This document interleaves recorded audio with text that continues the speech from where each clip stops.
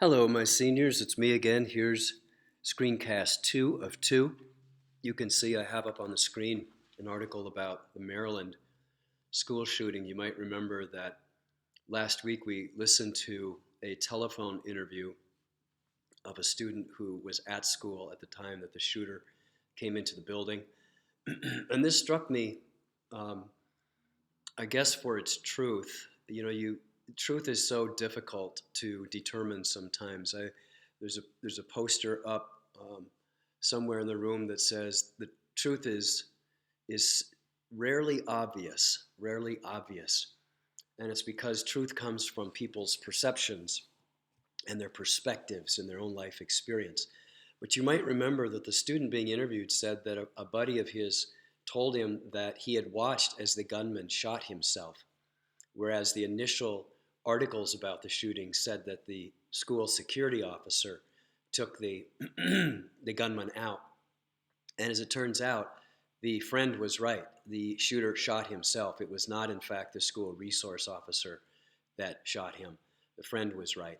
So it's interesting, I guess, in part because as we continue to discuss guns in schools and how to deal with it, certainly if this resource officer had in fact been the one to kill the shooter, that would gravitate toward having armed resource officers in schools, which would have been really important for those who advocate that, because remember that in the Florida shooting, the armed school resource officer positioned himself so as not to, in fact, engage with the gunman. So here, this would have balanced that off. But that's not what happened here. In fact, the gunman took his own life. Just kind of an interesting anecdotal fact, I guess, where the student on the phone was in fact right. The friend who said, "Here's what I saw," was in fact correct, something that nobody should have to see, I might point out. This article, I think, is just interesting because I'm fascinated by these types of ideas. This is called TESS, and you're looking at some NASA, as in NASA, National Aeronautics and Space Administration, putting together a device that is designed essentially to go try and find aliens and to let aliens know about us. I know, right? It's they refer to it as TESS. It stands for Transiting Exoplanet Survey Satellite, loaded up with cameras. It's going to go up on a SpaceX Falcon 9 rocket. SpaceX, Elon Musk, yep, SpaceX rocket. If we get a chance, well, let's try to watch this once again. Try to live stream it. When does it say? No earlier. No earlier than. Okay, so it looks like April 16th, 6:32. Maybe we'd have a shot at least watching it the next day or something. And look, here's the questions that it's going to try to address. Are we alone? Are there other Earths? And basically, it's going to try to make our presence known to others that could be out there, and it's going to try and find other life that might be out there. And I just thought it was interesting. If this intrigues you, please feel free to go take a look at it.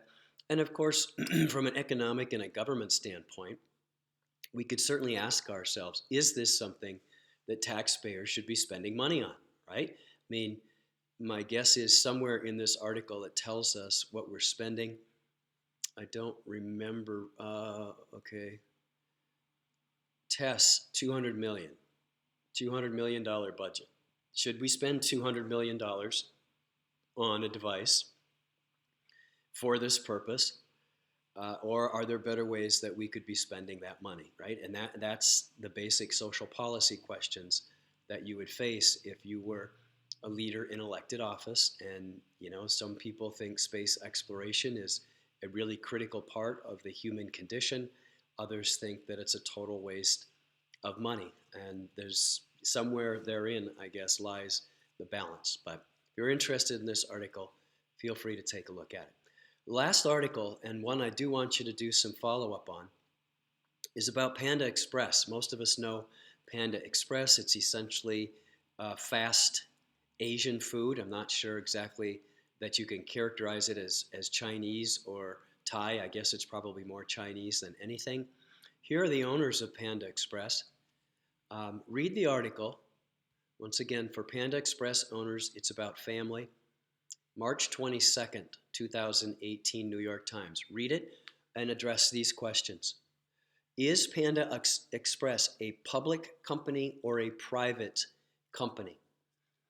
And then once you answer that question, explain why the owners chose to go the direction that they did in terms of public or private, and then explain some of the advantages and disadvantages to each approach.